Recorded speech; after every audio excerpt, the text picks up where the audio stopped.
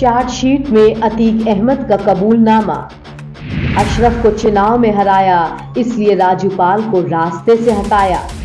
एक एक कर खुल रहे माफिया अतीक के सारे राज।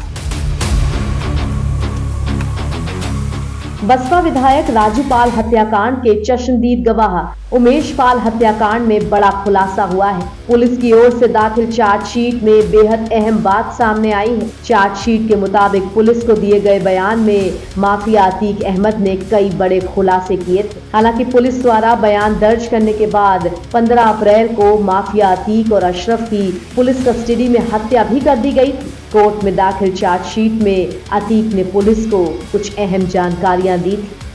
अतीक अहमद के संबंध ISI से भी थे। पाकिस्तानी खुफिया एजेंसी से मिलते थे हथियार। जी हां, अतीक अहमद ने पुलिस को बयान दिया था कि उसके संबंध पाकिस्तान की खुफिया एजेंसी ISI से हैं। पाकिस्तान से उसके गिरोह को हथियार मिलते हैं। इसके अलावा उमेश पाल शूटआउट केस में पूरे परिवार के शामिल होने की बात कबूली थी। धूमनगंज थाना पुलिस ने स्पेशल जज SC/ST एक्ट कोर्ट में 26 मई को उमेश पाल शूटआउट केस में सदाकत खान के खिलाफ 1857 पेज की पहली चार्जशीट दाखिल की थी और इसके बाद 17 जून को दूसरी चार्जशीट दाखिल की गई।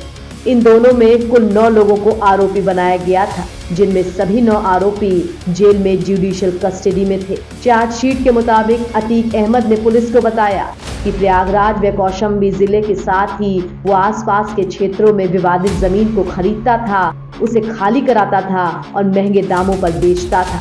यही उसका मुख्य पेशा था। इस कारोबार में दबदबे के लिए 100 से 200 लोगों की जरूरत पड़ती थी, जो उसके इशारे पर कोई भी काम कर सके।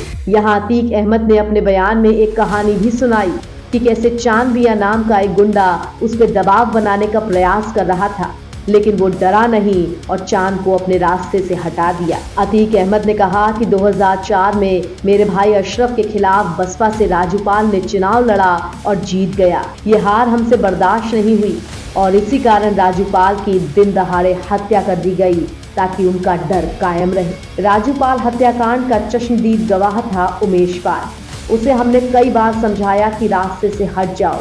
जब उसने बात नहीं मानी तो उसे भी रास्ते से हटाने का प्लान बनाना पड़ा। चार्जशीट में अतीक अहमद ने बेटे असद को लेकर के भी बड़ा खुलासा किया था। अतीक ने कहा था कि असद ने सब कुछ अशरफ से सीखा था।